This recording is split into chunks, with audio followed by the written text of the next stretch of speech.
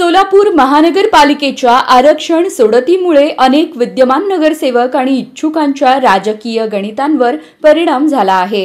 विशेषतः दोन महत्त्वाचे राजकीय बदल समोर आले आहेत।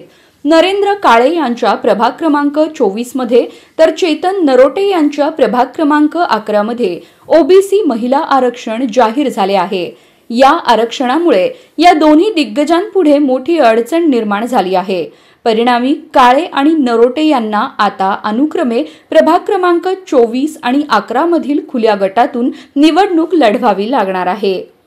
माजी उपमहापौर राजेश काळे यांच्या राजकीय भविष्यासाठी नव्या आरक्षण सोडतीने मोठी संधी मिळाली आहे।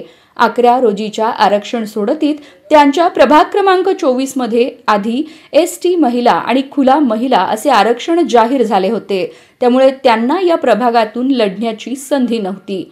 मात्र नव्या आरक्षण सोडतीत त्यांना ही संधी मिळाली आहे।